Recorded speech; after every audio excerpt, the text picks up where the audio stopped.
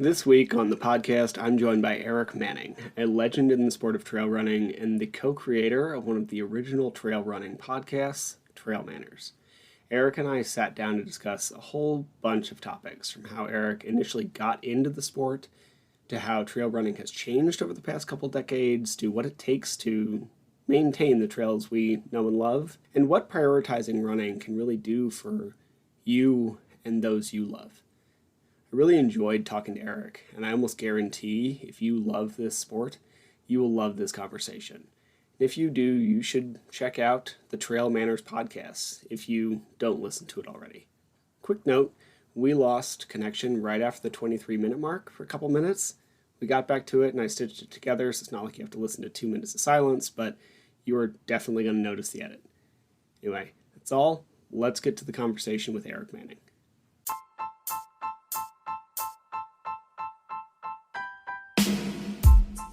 Welcome to the Trail and Ultra Running Training Podcast. My name is Will Franz, and I'm here to help you improve your training so you can have more fun out on the trails. This week on the podcast, we have Aric Manning. Aric has been around in the sport forever. He has his own podcast, Trail Manners, and I'm going to have him introduce himself a little more. How are you doing today, Aric? I'm doing okay. I had intentions of getting up and laying out and getting some sun, but apparently Mother Nature doesn't want me with a tan this year. So doing pretty good, though. Doing pretty good. Yeah, man, it is not helping me on the depression front. I'm pretty open about it, and I have only seen the sun like 12 times since December, so not doing great. Cool, man. Yeah. After we get done with this, I'm headed to St. George and hopefully find a little bit of dirt and a little warmer weather. But it's supposed to be like in the 60s, so I'm actually a little worried about heat stroke. I don't even know what that temperature means anymore, man. It was like 55 here, and I was sweating the other day. I don't know how to dress above 40 right now. Like when I run, I'm like, do I wear like a heavier jacket? What do I wear?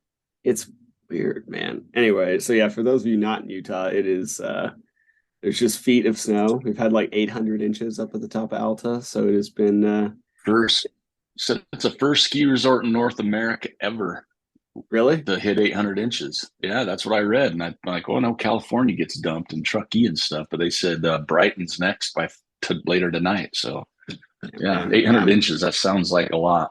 The fact that we set a record over Tahoe is like insanity to me. Someone who used to work in the industry, I can't even believe that. Oh man, that's just what I read. Just what I read. So I didn't do any research. I mean, that feels like a stat that's probably not pushed out there for dumb reasons. So yeah, I feel like well, dude. I guess one question I have that I haven't heard much from anywhere else is like, how did you get into this sport? I know you used to play soccer. I know you didn't really like running. I've never really heard the transfer of how that happened. What turned you from someone who, like me, did running as a means to do other things into someone who has a trail running podcast? Like, how did that happen? Sketchy friendships, I guess is the best way to say it. Fair, man. I like you mentioned, I was a big soccer guy. I mean, all through my life, and honestly, did not like running on any level. But obviously, in soccer, you're chasing a ball. It's kind of like the cat chasing the red dot. You don't know what you're doing, and so it's a no big deal. But I started coaching college soccer here in Utah at Weber State University, and at the time, a really good friend of mine, played with him. He was my assistant coach, Scott Jaime, who many may know, some may not, unfortunately. He was into running, and he started running, and he did the St. George Marathon, and he came back, for a soccer game, and he came down into the locker room and he could barely walk. Right. And I'm addressing the team, and here comes the assistant coach, like hobbling in like he'd been hit by a bus, and everybody's looking at him like, what is your problem? Why do you do this? Right. And then over the course of time, he found trail and ultra running, and he invited me to come watch him finish Kachina Mosa 100K in Provo.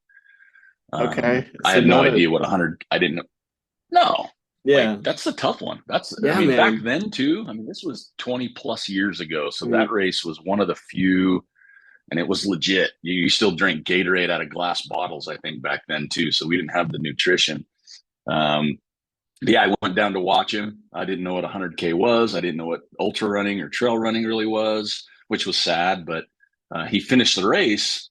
He finished second overall, which was incredible. But then as we sat and was hanging out with him, he lost his hearing and he couldn't talk. Like legitimately, he couldn't talk. He looked Jesus. dazed, and I'm just staring at this guy like, I don't even know how to handle this, right? Yeah.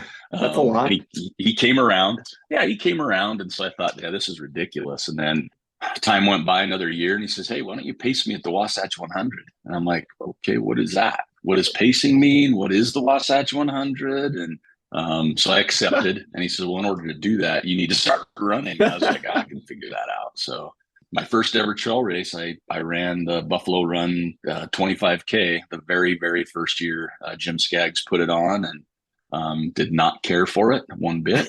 It rained and snowed, and had a miserable experience. And then a month later, I went to Colorado to run a 50K with him, and it's a 4 loop 50K, and I'd never been more miserable in my life. And he actually finished the race, went home, coached his son's soccer game, came back to get me. That's how fast I was at the time. So, It sounds like me. um, but Fair. but but ultimately, what really captured me was I grew up in the mountains for the most part, so that captured me, and then the community. I mean, to say I enjoyed it would be to the running aspect. I would probably be not telling the truth, but the community was absolutely phenomenal. Just seeing the people at the start line of my 50K. I remember looking next to me, and there was a guy in his 70s in like Kmart sweats, the big heavy ones with the cinched ankles, and I'm like, oh, dude.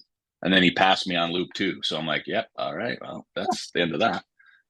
And it was just mind stuff. I grew up as a very competitive athlete and soccer player, and as you know, and people out there, when you do sports, you don't train to finish second. You don't train not to win the championship. So it was a totally different mindset, knowing going in that hey, it's okay to finish, you know, back of the pack, or not in the top 50% or whatever it is. So it was a life lesson in patience. It was a life lesson in giving myself a break. But ultimately, the community, and that's where I am today. Is to me, it's second to none. Really, the trail community is. Yeah, man. So I Scott Hymie's my problem. Scott Hymie's who I Scott, blame. I mean, So is your Scott Hymie, questionable friend. Scott Hymie, who if you don't know him, turned in, and I hate to use the word a lot, but it's the easiest to understand, turned into an absolute elite Yeah. bomber athlete. Just incredible. Finished over 10 hard rock 100s, and I mean the list goes on and on. Yeah, man. I know the name for sure. And as you know, I haven't been in this super long, but the community is, I don't even know. It's unreal. It's very welcoming. It's kind of like when I played Ultimate Frisbee abroad. That community is very important because it's this expat community playing this like very weird sport in the middle of Asia, right? So like you're very tight knit, Yeah. and it's kind of the Oh same yeah. thing here. It's like a very tight knit community, and there seems to be very little, I don't know, gatekeeping. You'll see it occasionally, but it's mostly like just get out on the trails, man. Like if and as long as you're into that, that's you're home. It's good. So are you from up in Yeah, Ogden? absolutely. I'm originally, yeah, from near Ogden. It's called Roy. Okay. Simple name, ROY. I grew up there, went to high school there, and young back a long time ago. As you mentioned, I've been around a long time, so I won't age myself. But left left Utah to go to chase my soccer dreams in Oregon. So I lived up Okay. there for a while and came back home, and just haven't left. Had opportunities to go other places, but there's just too much for me here. Not just family, but the outdoors. I And do. sometimes we have 4 seasons. So I know we don't know that right now, but sometimes we do. Sometimes, man. Yeah, when the winter lasts the amount of time it's supposed to last, it's pretty cool. Yeah. I Yeah. um so you had a group up there, the HUMRs, and is that still a thing that's rolling, or is that kind of faded? It did. It was just one of those things where again we're dating, but it's been a long Yeah, time, and I don't even know when we started the group. But we, yeah, had in Ogden here, it was a small running community at the time, trail running community, very small, and you'd see people on the trail that you'd see, a lot, right? yeah. Or more often than not. And, word got out and finally we started running together. And, then it was like, hey, how come you didn't text me and let me know you were running or, that type of thing. So on a run with a couple friends, I thought, we should start a group that we could just post stuff and people can join. And so we started the Happy Utah Mountain Runners, the HUMRs. And we were in it for a long time, man. We had some of the best experiences I've ever had as a trail runner, and beautiful people that I'm still friends with, obviously today, and some still run and some don't. But at one point, Trail Runner Magazine named us the number one trail running club in the world, not America, the world, which is kind of That's funny, but amazing and we never took unreal. ourselves too seriously. Yeah, we just have get-togethers. Now, obviously, running groups and clubs are a lot more popular on the trail side than they've ever been. But we were pretty small, and we like to tell ourselves or people that we're not exclusive, but we're not all inclusive. And I know that word's changed a lot through time, but we were more about having fun on the trails. Not taking ourselves too seriously, not out there for Strava records. We were more support. We'd drive all over the country to support each other at a race, whether it's pacing or crewing, and get together and do a hockey game or you know awards at the end of the year. And yeah, it was wonderful. And unfortunately, time changes and things happen, and it's not there anymore. But I still drink out of the Hummer pint glass all the time, so it's still there in my heart for sure.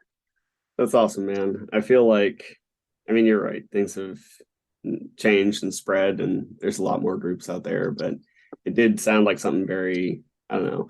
I tend to run solo. It's a thing I do. But I think it's largely because I just haven't like naturally found that group, right? And the Yeah, cohesiveness that it sounds like y'all had just from wanting to go out and enjoy nature sounded amazing. So feel that. yeah. I mean, we did it all. It was a good time for sure. And the sport's changed a lot in 20 years. That's how about I checked, and it's been about 20 years since I've been in the trail running community on one level or another, and it's changed a lot. And um, that's a whole nother story for good or bad. And I think it's a combination of both, to be honest with you. But yeah, it was Yeah. good. It was a good time. I love to hear people know about the Hummer Group once in a while. It's fun to think about it. So what, I mean, on that, this was one of my later questions, but what kind of changes have you seen over that long in this sport? Because it's still, I mean, yeah, it's growing and I know it's skyrocketing, but it's still kind of a niche sport. It's not football by any means. Like, what switches have you seen over the past couple decades? Man, that's a loaded question, and I get asked that a lot. And and I never. I mean, it depends on how you look at it, and that's the truth, right? I mean, Sure. there's you could look at one topic and say that's been negative, but you can also see the positive in it as well. I Yeah. think one of the things I always tried to do in my podcast and in my travels is um, give people a glimpse of how it got to what it is, right? Kind of like that whole thing of know who came before you, right? Um, and again, this isn't meant on any level, good or bad. It's just the way it is. But I mean, obviously, social media is a good thing, and it's also not a good thing, right? Depend on the usage and what happens. But the growth in social media has changed the sport a lot. I think I've known people and seen people that have gotten into the sport for the wrong reasons, and it shows. And it unfortunately, you know, can be a bad thing. But I've also seen people get in the sport not knowing and fall in love with it and be fantastic ambassadors for the sport itself, not not businesses. But it just used to be so much more low key. And I know for myself, that's what the races I try and chase. Ones that aren't just super media frenzies. Not that that's a bad. I'm not saying it's a bad thing. I I get it, mean, man. growth comes on both sides, but I mean, Hard Rock 100. When I first would go down to that 15 years ago, it wasn't even the same as it is today. And people talk about it. And I didn't run the race, but so I can't speak on that side of things. But it was just different. Races were so much more low key. I mean, hell, when I try to get into Squaw Peak 50, you have to send a self-addressed stamp envelope by December 1st in the mail and print out the paper. And if he got it and it said December 1st, you were kind of in. But then at that point, I mean, this is before lotteries. I mean, it was just like you either got your stuff to me in time and you're in, or sorry, you know, Yeah. it was crazy. So, but it was just different. I mean, the feel was different. The vibe was different. It used to be where Moab Red Hot was the first race of the year. There wasn't winter races. You'd literally have races that would go till maybe October, and then everybody'd go dormant. And then Red Hot 50 was the biggest trail party for the Western US, right? You'd meet all your friends from Colorado after the winter. You'd see how much Christmas weight you put on. And it was just a different feeling, you know? And again, I'm not saying that doesn't exist now, but anybody that's been around for even 5-10 years will notice that the sponsorship level games changed, right? And I was in that for a while. I was with Smith Optics and helped out with Pearl Izumi to start a Pearl Izumi Ultra team. So it's not like I'm innocent of anything. And obviously having a podcast brings more to the sport, but it's just changed. The feels changed a little bit. I just wish people knew the Joe Kulaks and the, you know, Jeff Roses and the Skaggs brothers and, you know, stuff like that a little bit more. I mean, everybody knows Carl Meltzer and Scott Jurek and then the big names now, but there's some people, the Rock Hortons. I mean, I could go on, right?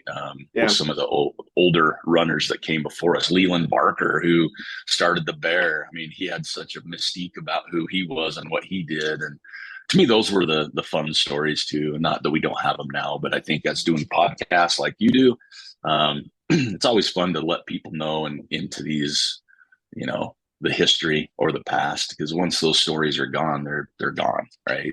You don't hear them anymore. So, but there's nothing wrong with the sport in my eyes. I mean, you could point things out here and there, but it's growth with anything, and I just hope it keeps that culture and that feel of, you know, truly getting to a point where people are comfortable doing it. It's inclusive, you know, on whatever level that looks like. And it's just a place people can go and enjoy themselves, really. I mean, that's ultimately what this is, you know, very little prize money. Even the sponsored athletes are few and far between that can make a true living at it. So, yeah, I know it was a long-winded question, but I loved the old days for sure. I get that, man. It's a weird thing to watch something you change that you love change, even if like in some ways you recognize it brings more people to it, which is kind of what you want. It also is tough. Like I'm newer to this, and I know I'm kind of on that end, but I watched a very similar thing happen with Ultimate. Like that was not a sport that had high school teams. We created one from the ground up, and nobody knew what it was, and now it's on ESPN. I just I don't know what this is. It's very different. And to me, it isn't the same thing I used to play. And I totally understand why that can push some people away. It draws a bigger crowd. It's a shift, man. And sometimes in some ways it's really good. And in some ways it definitely causes struggles. And I feel about the history thing too. Like one of my podcast I'm kind of working my way through is Davey Crockett's like ultra running history podcast. It's cool, man. Like learning all that old stuff, like how people used to race horses for 100 miles and whatever, is fascinating to me. But I don't think we hear a lot of that history very much. And I agree. I think it's kind of sad.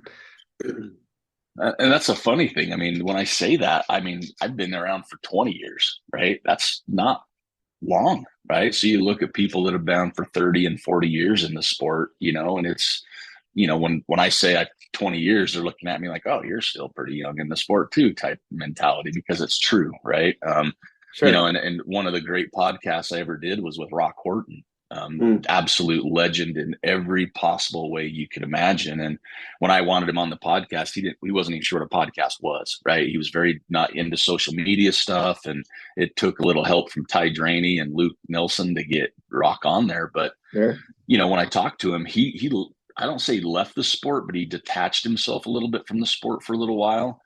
Because he was getting and you could listen to the podcast. I wouldn't say sour, right? But he was just like, he noticed the change and everything going on. And And he said, then finally someone came up to me and says, well, why don't you go back in and help with that? Right. And that's, he said to him was a really, it kind of, he changed his thought process, right? Instead of just detaching himself and distancing something from what he helped grow and make beautiful, he got back in to help the new people understand and learn.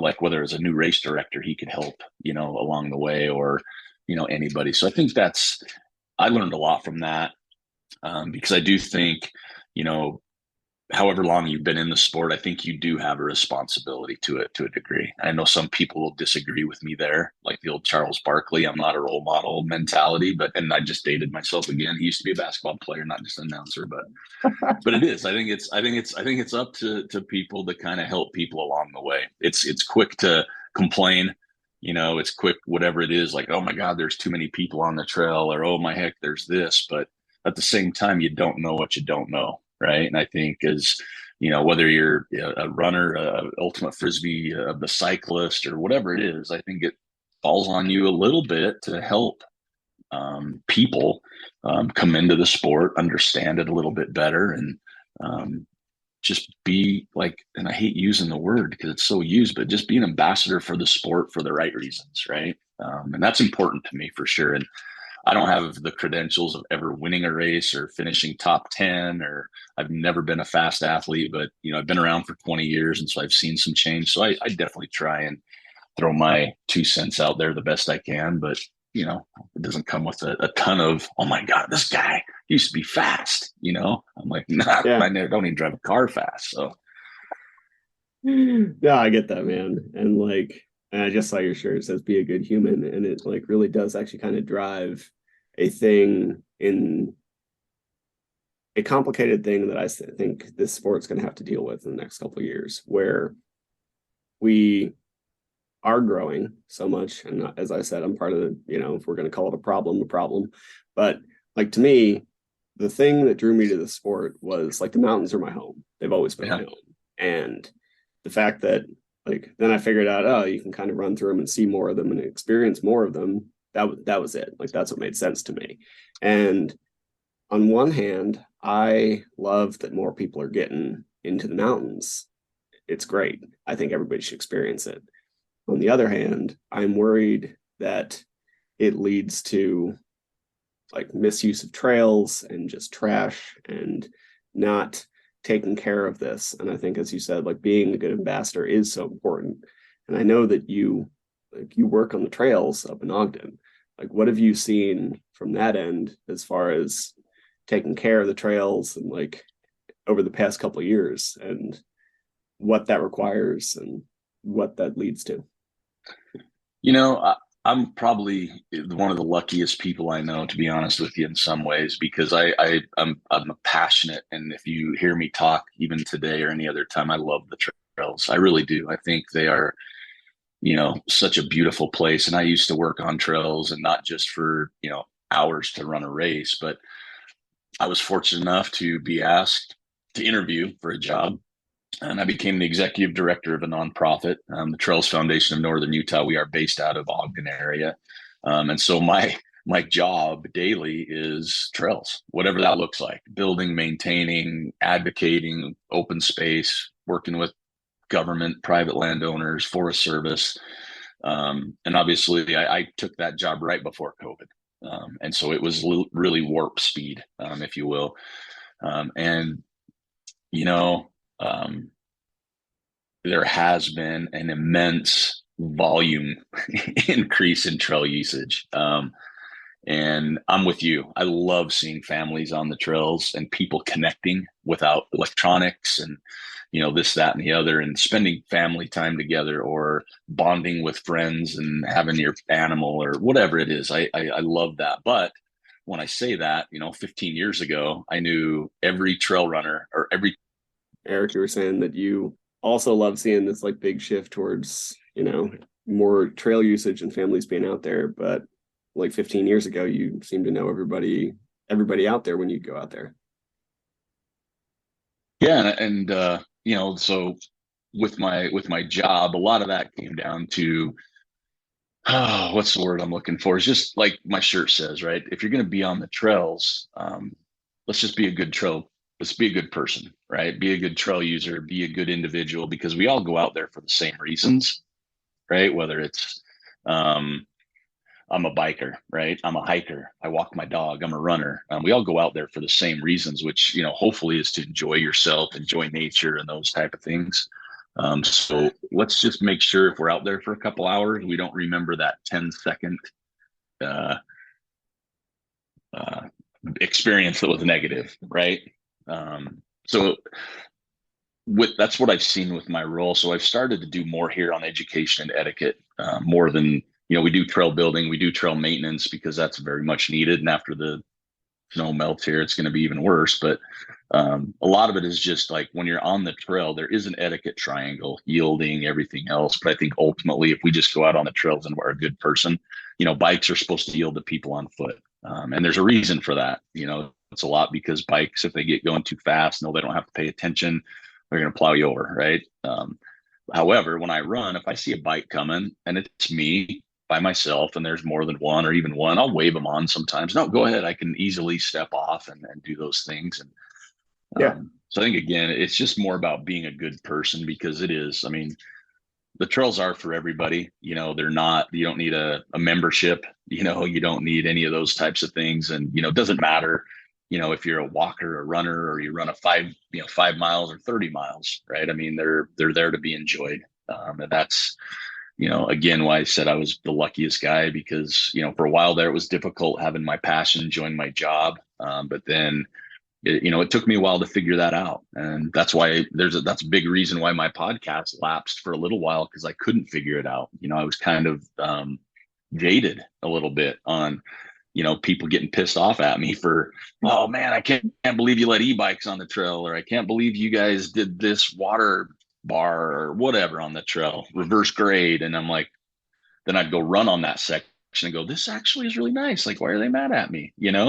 But then I just learned to say, you know what? Everybody's got their own thing and I can't let it take away from what I love. And, that's a big reason why I've got more energy and more excitement now as I figured that out. I'm not a spring chicken, so wish I was smarter and able to put my emotions aside, but that didn't work out for me too well. It's hard, man. And like, I feel kind of the same thing. Like, my passion is fitness and like find a way to align my job and the thing that has brought me so much importance to my own life. It's like, it's hard and it's a tough thing to stay static. Well, And like yeah, with being in fitness, right? I mean, it's the same with running. There's oh, not dude, one way to do it, there's right? not And I one way to think, do it. And there's a lot of people out there pushing stuff that's nonsense and actively harmful and like just well, really frustrating on a daily basis. So yeah, I feel well, you. you see it a lot on both, right? I mean, it could be agendas, it could be a product reason, it could be, you know, um, social media likes and different reasons or status, and that's, again, I mean, my podcast that I just came back out with is saying, you know what, there's not a right way or wrong way to hydrate or to eat for a living or to train or to, I mean, it just, you find what works for you.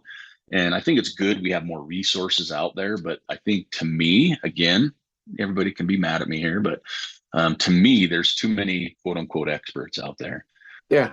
but there's a lot of stuff you're hearing about heavy right now that there's just not a lot of history behind, right? Like, there's Yeah. not enough data to support it.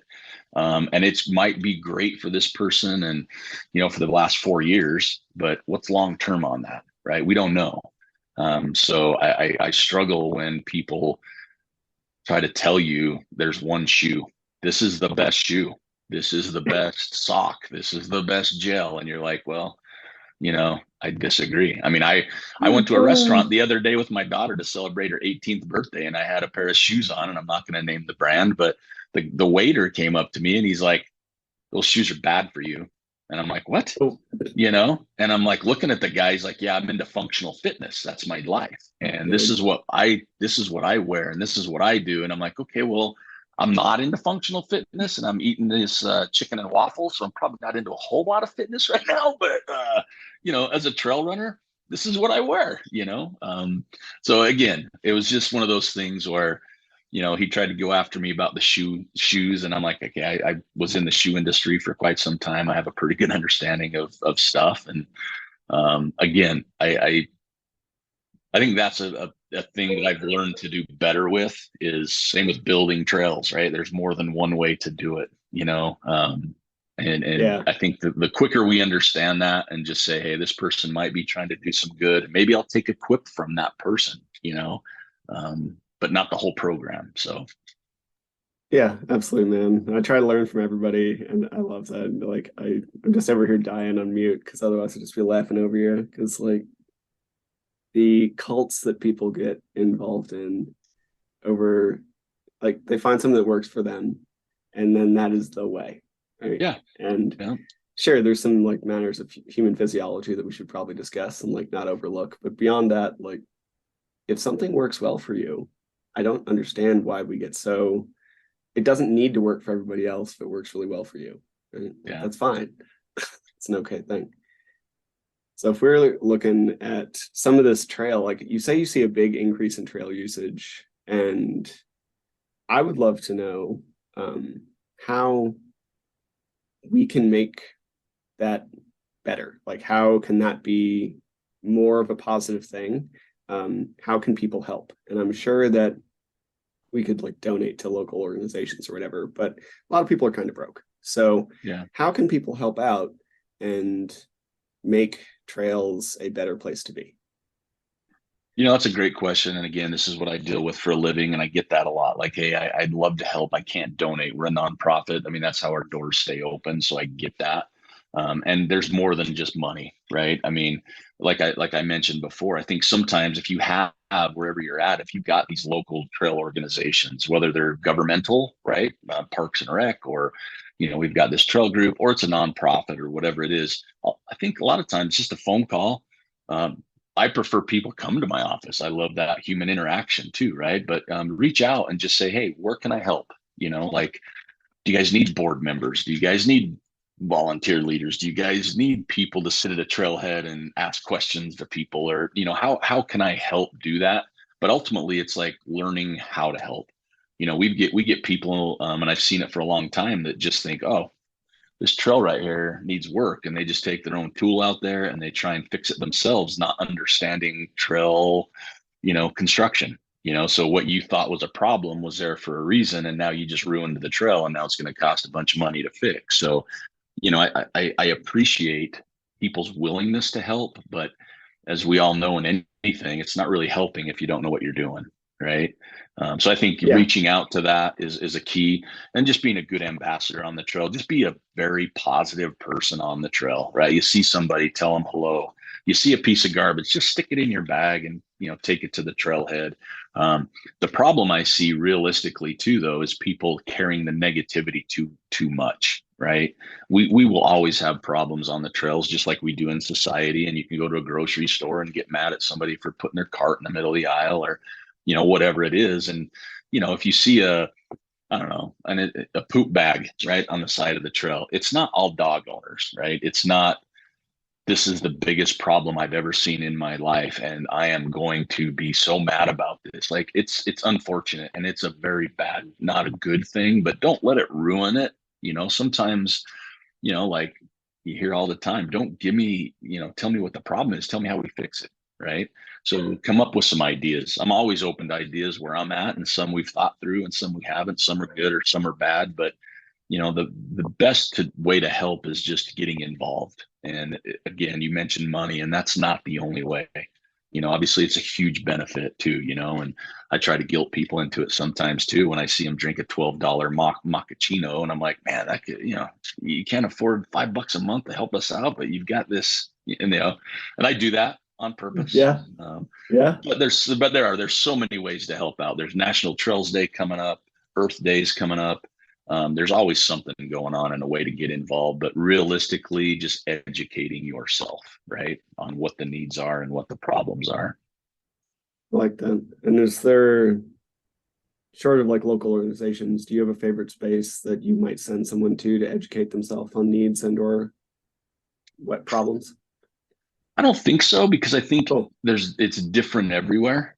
right? Like what's down here in the Ogden area is completely different in St. George, you know. Sure. The needs of one organization are different than the needs of another. So I think it's, just same with etiquette. I mean, there's like in Ogden area, we don't have odd even days or directional. That happens in Park City, that happens in Salt Lake City. Hmm. And I know that happens throughout the country. So really it's just trying to learn from your local community. And then the biggest thing, I shouldn't say the biggest, but a huge thing too, because I do this a lot. I love to travel, may not be, overseas and stuff, but Ogden's a very, very big, the tourists come a lot, right? We get a lot of visitors. Before you go somewhere and use their trails, learn about them a little bit, right? Because different places have different rules, right? Whether it's no dogs on leash, no dogs at all, no mountain bike. I mean, whatever it is. So just knowing where you're going, because realistically, you're going into somebody else's home, and whether or not it's a great place to mountain bike or run, that's somebody's daily love, right? And to go in and not respect where you're going to be can cause problems, and it gives a big negative impact on whatever that is. So I think if you do, that's another one. If you go somewhere, because people do that a lot, you look at all trails. Hey, I'm going to St. George when I leave this, podcast, and I've already done my research, right? Okay, I know I can go here. I know I can go here. And how do I respect and treat somebody else's like daily love? Couldn't agree more, man. I love that. I used to travel like all over the world and hike wherever I could, and you'd see some stuff. So Yeah. yeah, man, I love that a lot. Um, bit of a bit of a turn here. I appreciate all the info and some more like practical things since you've been doing this longer than me. One question I have is running as a bigger dude. Like I barely have a knee gap, much less like some kind of thigh gap. Um, what gear have you found that works for you to one, prevent chafing, but two, the thing that I struggle with is my legs eat pants. Like I destroyed a pair of shorts in like 3 days once. So Wow. like, yeah. So like thoughts that you have on Holy clothing that cow. works well. Oh my gosh, here we go.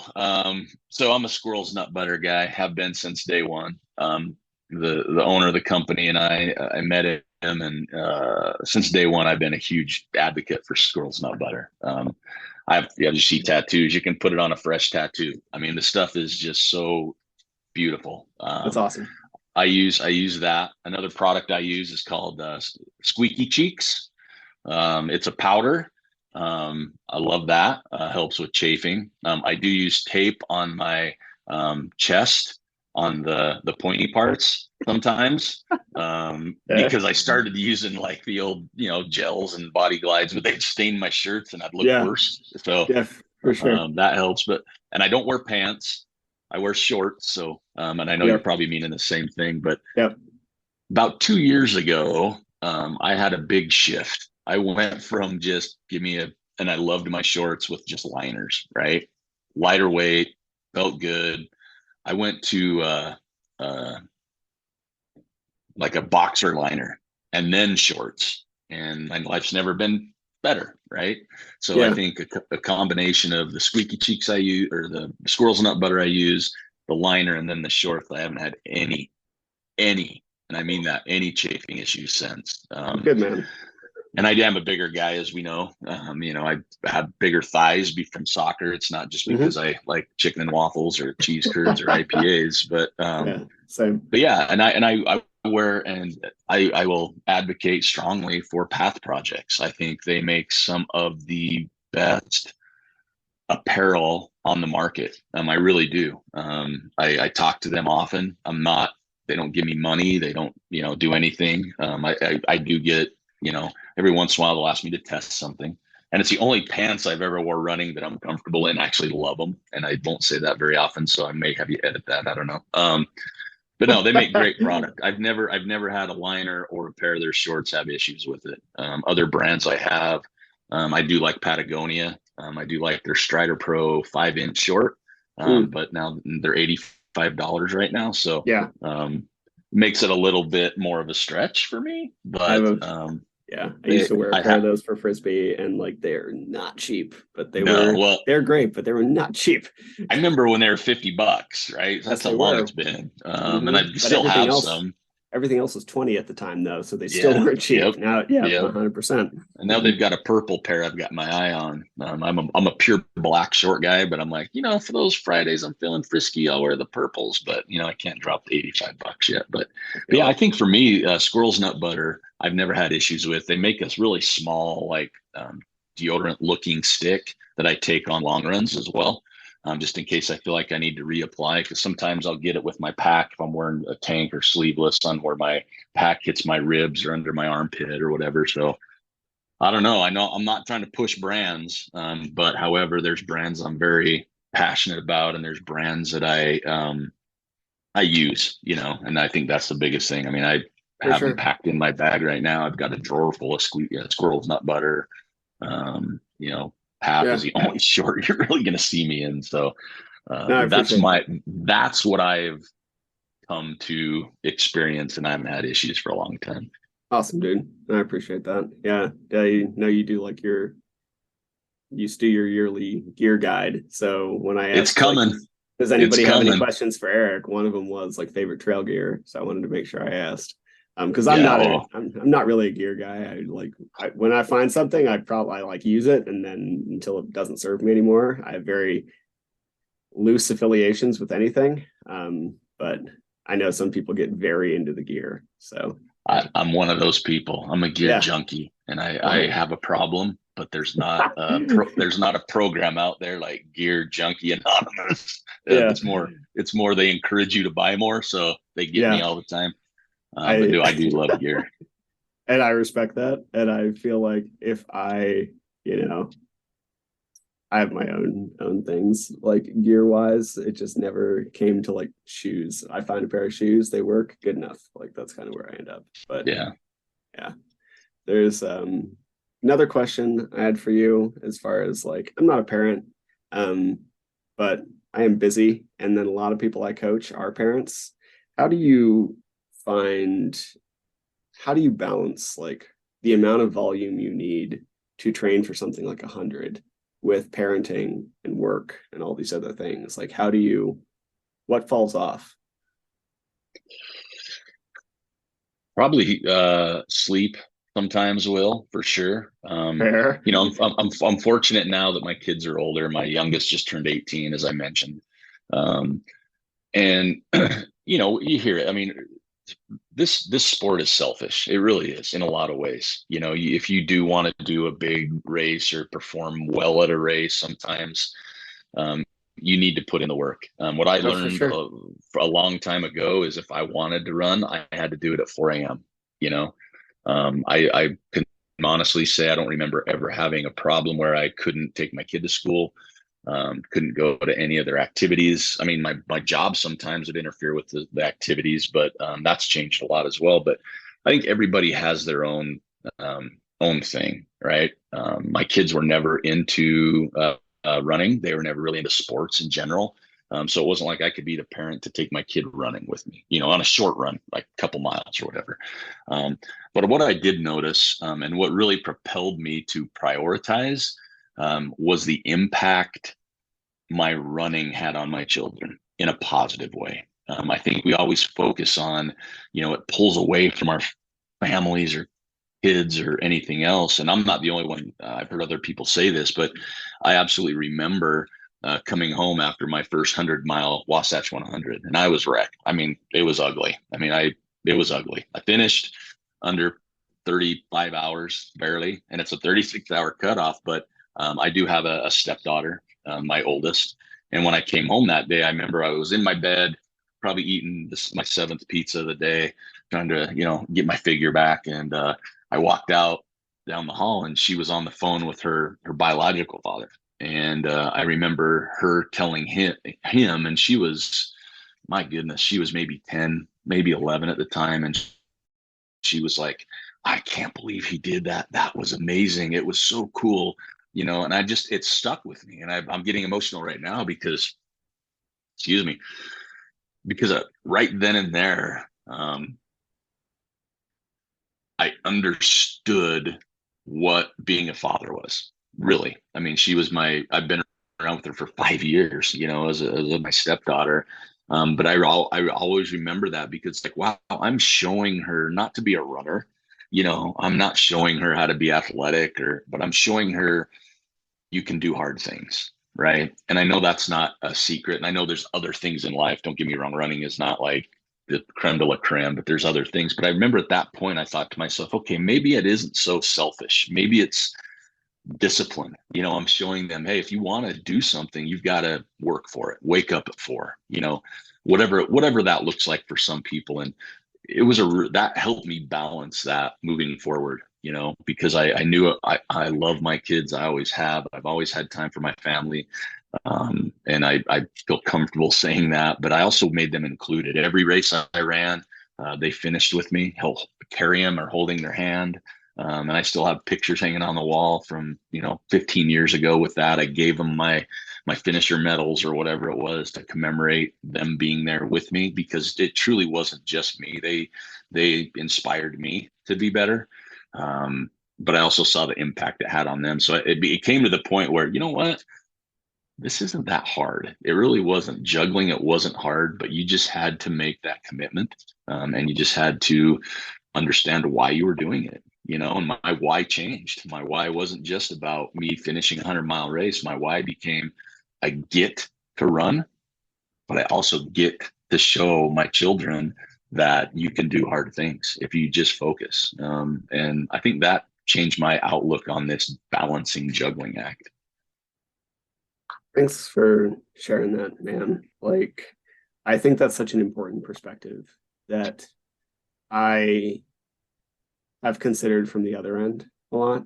Like, my dad was really strong, we did all this stuff. And so, like, I remember what it's like being a kid and like idolizing your father or mother or whatever. And I wish more parents kind of like had that moment to really recognize that. Because when I talk with somebody and they're worried like about waking up a little earlier or spending money on a coach or buying a new pair of shoes because their feet are hammered because their shoes are like paper thin at this point, and just putting in a little bit so that you can do the hard thing and like show someone else that hard things are possible, I think matters, man. It really matters. Well, I think it absolutely 100% comes down to your why, right? Like, why should I hire a coach? Why should I get new shoes? And why do you want to do this? Like, why do you want to run a half marathon? Why do you want to run a marathon? Why do you want to run your first 5K? Why do you run on 100? You have to have the right why, or the other stuff doesn't matter, right? Yeah. And I think having that conversation with your family, right? Children, spouse, significant other, however that works in your dynamic, having the conversation, I think, is the game changer, really. Be honest. Say, hey, mom wants to do this because hey, dad wants to do this because this, and have a little faith in your family, that, they'll understand, or at least they know, right?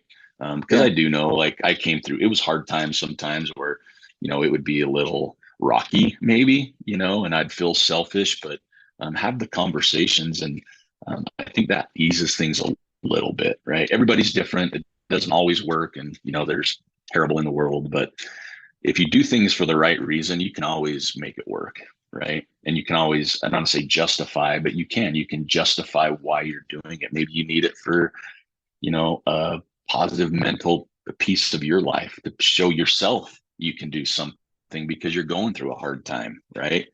um, I think you have to be a little selfish no matter what you do in life, right? I Or agree. what it is. But it's just that balance of, am I too selfish? Am I doing too much? Um, if you need a new pair of shoes, man, get them. I Yeah. mean, the alternative's not so good. And you see people spend money all day, every day on things. It's just, again, it's a priority, and it's a making it work. Yeah, 100%. It really just comes down to priorities. And I was having this conversation with someone else the other day, and it wasn't like I think some people leverage that word really negatively, where they're like, well, you just have to make it a priority and do it. Right? Whereas like Yeah. for me, like it was more in the context of person was trying like they're a full-time student, want to like train to do this difficult thing, running wise, full-time job. And it's like you have other priorities. So maybe we take an extra month to get there or something like that, and that's okay. But what it comes down to end of the day is like really broke people climb like very high mountains because they have prioritized that above all else, right? And if Yeah. you haven't prioritized that above all else, that's perfectly fine. But it means that we might adjust some expectations or figure out exactly what's going to fall off because everything is a trade. And Yeah. I don't think that's a bad thing. It's just like having that honest conversation with you. And as you said, your family is going to, or whatever your personal social structure looks like, is important. And that's really like the bedrock for all of it. Yeah, you can't afford a new pair of shoes, cancel Netflix, quit buying the cappuccino, you know, whatever that. I mean, you make Yeah. sacrifices other ways. I mean, realistically, Yeah. if you No, for really sure. want to do this and you need a pair of shoes, or maybe you need a coach to give you structure, whatever it is, I mean, take a quick look and say, okay, do I need these other things for a couple months? Right. Yeah. And I don't want to call it sacrifice because good hell, you're not this and Netflix for 2 months is not a sacrifice, folks. Like, it's just the way of the world, right? Sure, So man. it is. But if you have the right, if you're doing it for the right reasons, and I mentioned that earlier in the show, if you do things for the right reasons, you'll find a way, right? Or Yeah. sometimes if you're, you can find people to help you along the way. Like ask Yeah. questions. Even if you don't And have a coach, you can ask questions to people you see and know and trust. And hey, I need a nutrition idea or yeah. whatever else. I mean, that's what it's there for, is to ask people and have safe places to get help otherwise. And shit, man. That's why like you and I both have Facebook groups. Like I realize not everybody can afford my services. It's fine, which is why the group exists. And yeah, just message me. I'll usually Yeah. answer. Like I spend a lot Yeah. of my time just answering things. That's a lot of what my Yeah. day is. So 100%. Um, okay. So last couple things were questions from the group. One is from Anna, and she asked, how did Trail Manners get its start and what is its future? Oh gosh. Whew, thanks, Anna. That's not a tough one. That makes me nervous when it's from Anna. I'm like, oh. Um, Anna, it's a great question. How did it get its start? Well, we started in 2015, which was long before. I mean, at the time, it was me and a good friend of mine, my running partner Joel Hatch. We ran together all the time, and I was fortunate enough to work in the outdoor industry with Smith Optics, Pearl Izumi. I was the manager of the ultra running team, and at the time, I think there was, and I'm going to go back. It's been 2015. I think there was only like 3 or 4 real trail running podcasts out there. There wasn't much. There was not the what we have today. And Joel and I thought, it'd be nice. And Joel's like, hey, Eric, you've got connection with these people. We could bring on a Darcy and a Timothy Olson and Dylan Bowman's and these like heavy hitters. You can bring them on and talk to them. I'm like, oh, that sounds neat. I just don't like talking to people, right? So we spent about 7 months talking about this, and I researched podcasts. It's not like it is today, folks. Like I literally was looking at Encyclopedia Britannicas back then, trying to figure out how to do a podcast. When do you launch it? How long are they? What do you do? And me and Joel recorded our first podcast 4 times. It was so bad. We just sat with microphones and just stared at each other like dumb, like Beavis and Butthead half the time. So the reason we started it ultimately was to help. And that's what it was, to help and be entertaining. Right. We knew we weren't the know-it-alls, but we also knew that we knew people that were right in those fields, whether it's a nutrition field or, I mean, I knew companies left and right, brands left and right. So we started it kind of on a whim and not with a plan, right? Like we didn't know you could make money on podcasts by different avenues, and that wasn't our goal, and we didn't do those things. And then now looking back, if we would have done our structure differently, things might have been different, but I Sure. wouldn't change it. So we started kind of more or less. There wasn't much out there. And we just, again, we loved the community and wanted to help in any way we could. And we had no clue it would take off like it did. Um, we ended up having one of the best communities of people. We probably never have been the most downloaded or most known podcast, but we're okay with that because we never changed who we were. We always tried to stay, and I use the word authentic, but and personable. We met people through this podcast that live in other countries. Never met them in person, but I feel like I know them very well. And so that's why we started it, is because there wasn't anything at the time like it that much. And we just wanted to have some fun. And my God, we had a blast. I mean, we recorded 2 shows a week for 4 years. I just launched episode 309. Well, no, take that back. 319 comes out soon, but 319 podcasts that we've produced, and I'm excited to be back. I have more energy than I ever have with it. And so the future is a great question because I don't know. We're going to continue to do it as long as we enjoy it. The minute it comes something that's work, or we're not enjoying it, or it becomes that thing, that where do I find time? We might stop again. And I think if we stop one more time, and I say it's still me. Joel Hatch left for he has a lot of business stuff. I say we because when I say we, I mean everybody that listens to the podcast. I feel Trail Manners is not me. But I think the next time we stop will be the last time, for sure. So I'm going to keep it going as long as I've got the energy, and as long as it is there. But I tell people all the time, it'll be a podcast. It will always be true. It will always be authentic, and we will always be positive. We'll never have negative shows or negative comments or anything else. We're there to have fun. Hopefully people learn something here or there, or pick something up here or there. But at the end of the day, we just want to entertain people and have a safe place for people to enjoy themselves. That's awesome, man. You can tell, like, I listen to a lot of podcasts. That's where I get a ton of information and just enjoyment, and yours definitely sits apart. So it's very, very notable that what you do is, like, there's a reason you have the following you have. And it could be small, but we love them all. So yeah, I feel that. I'm in the same boat, man. Another question from Anna was what your favorite trail gear is, and we kind of dove into that. But if you have any more other than squirrel's nut butter or your path projects. Trail gear. I have so much gear, Anna. Like, it's ridiculous. Like, it's embarrassing. I've got more shoes than I'm going to talk about. I have a storage unit. My kid makes fun of me because of it, but I've got 20 pairs of shoes in a storage unit in a box at least. So I'm going to leave that there. Trail gear. I love my brand new Coros Vertex 2. I'm not sponsored. I didn't get a discount, nothing. But I've come to love that watch after being a Suunto person for so long. I still like Suunto, but I've enjoyed this. What made the switch for you for that? Because I do know that, like, watches are a thing that's an investment, right? Like, I realize shoes are an investment, but you're also going to burn them out. Whereas a watch, you kind of hope it's going to last for a while. So, like, what made you make the switch, and what makes you like the Coros? To me, it was I'm not a tech guy. Like, I struggle with it, and that's no joke. And Suunto wasn't hard, I don't use all the capabilities on any watch I've ever had because it's too much thought process, right? However, Suunto's battery life was absolutely one of the things that got me there.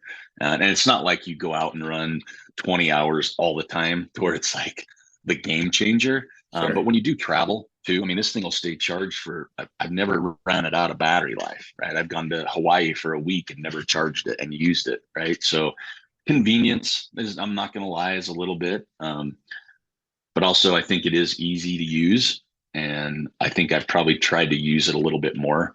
But I also wanted to know what the buzz was about. I mean, hell, I was a Garmin 210. It was like literally a cell phone on your wrist, how big those were back in the day. Yeah. But it was just like, okay, there's a lot of heat, and I respect, there's trail runners in the world that I absolutely respect to the 90th percent, like just respect like no other. And it's not because of their accomplishments, it's because who they are as a person, right? Like, I'm very fortunate to know some very talented athletes, but I also know they are the type of people that don't endorse products for the money.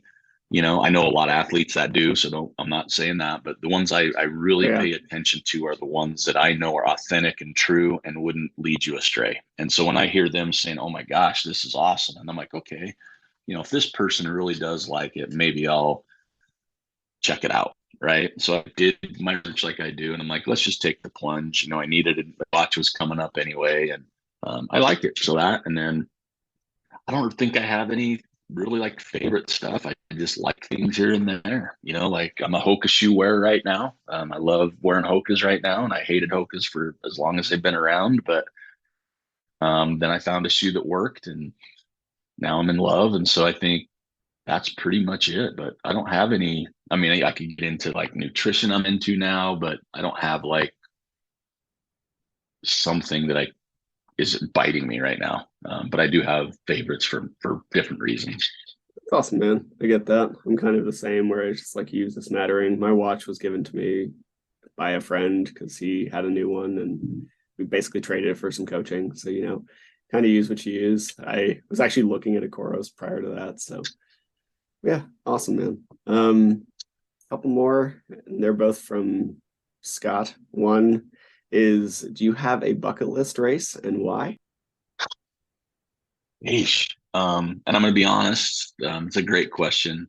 There's probably more than one, but it may not be the ones people think about. When you talk westerns and hard rocks and Boston marathons or whatever else. Sure, And not to say I wouldn't do those things, sure. but I think one of my bucket list races for my whole running career has been the Bear 100, which is in my backyard. Yeah. It's a race I've never done.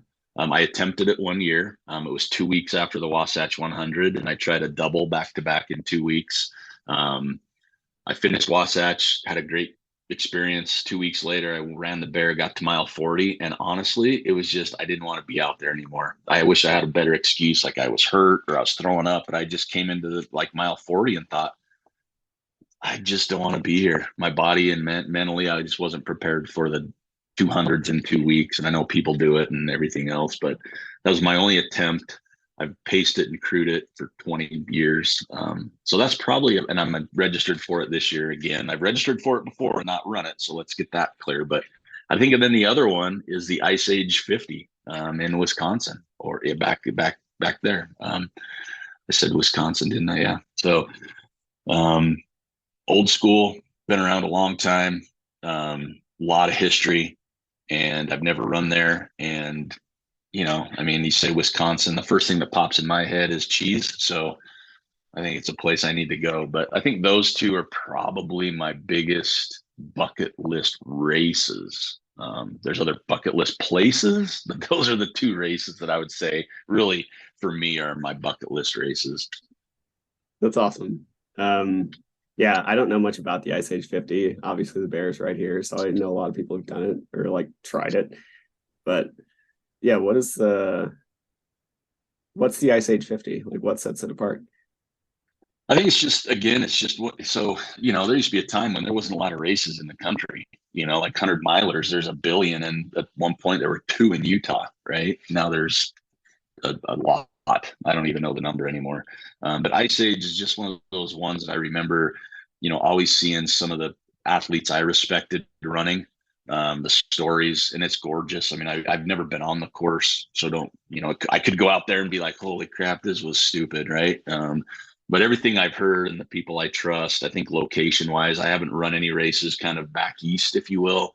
But I don't know, just it's an iconic trail. It's an iconic race in trail running to me. Just like some people, like the bigger ones you hear about. But everybody I talk to, it's like, but they keep that old school feel, right? It hasn't evolved into a circus. It hasn't evolved. It was like obviously has some change to it, but it's kind of that old school feel, and there's not a ton of I want to say vert. It's very rolly, so it's not like you're climbing 1,000, 2,000 feet at a time. So, I'll say it's more runnable if that's proper, but I don't know. It's just always, it's just been one when I first started, one that's always been in the back of my head that I've wanted to do. And I just have never made the commitment to completely do it. Like that a lot. And on the like path to Wisconsin, this is a good lead for Scott's second question. Where have you found Uh-oh. the best cheese curds? Oh my gosh. There isn't such thing, Scott. They're all good, man. Um, that's a tough one because I call myself a cheese curd connoisseur, but obviously the world is big. right? So I could say one thing and someone else like, well, you've never had ours. And that's why I love it, is because I'm a very much an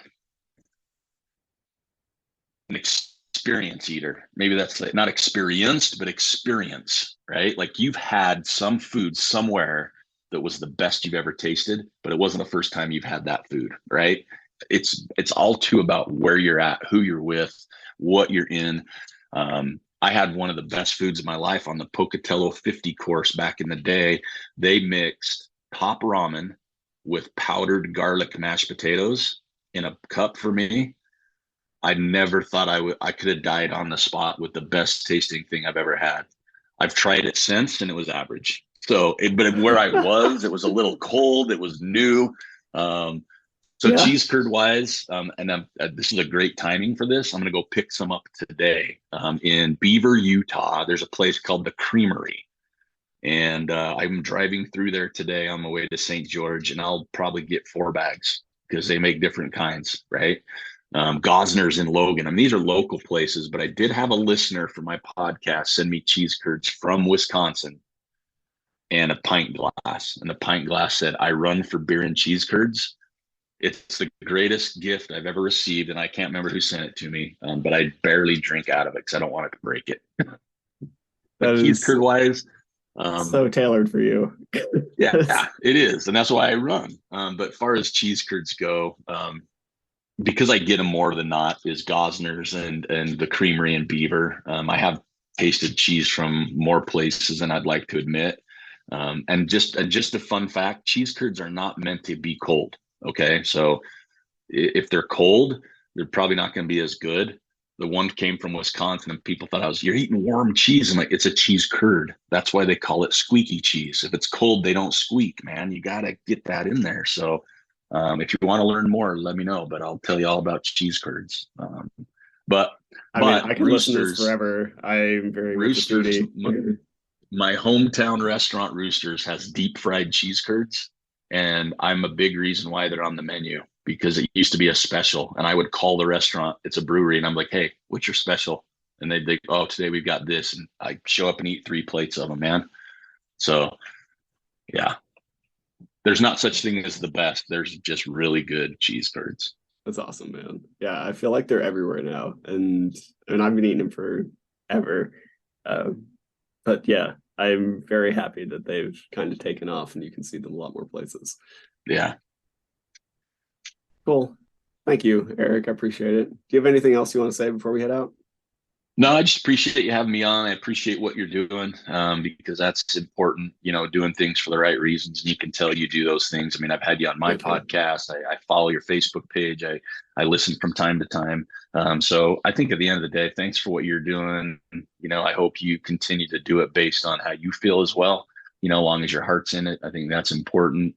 And then just lastly, if people out there don't know about my podcast, have a listen, see if you like it. And, I love getting emails and responses from people too and questions. So I'm always here to, just like you are, to answer questions. And if I don't know the answer, I try and find it from someone I know. So, but yeah, I just appreciate you having me on. Thanks, Aric. I appreciate it. I'll link all that stuff in the notes. And until next time, we'll be back with another one soon. Thank you. Thank you for listening to the Trail and Ultra Running Training Podcast. Honestly, I'm still surprised and honored that anybody wants to hear what I have to say, so thank you. To be clear, not a doctor, nor a registered dietitian, or any other kind of medical professional. I'm a personal trainer, a nutrition coach, and a running coach, and I have a passion for training trail runners. You should always speak with a qualified medical professional before making any changes to your training or nutrition program. If you enjoyed the podcast or found it helpful, please take a second to leave a rating or review. I'd really appreciate it. Or you could just share it with someone for whom you think it might be helpful. I make these kinds of things in order to provide more quality, free resources to people, so the more people who hear it, the better. If you want more of this information, please head to the Trail and Ultra Running Training group on Facebook, where we discuss all aspects of training so you can have more fun doing the sport that you love. Thank you again for listening.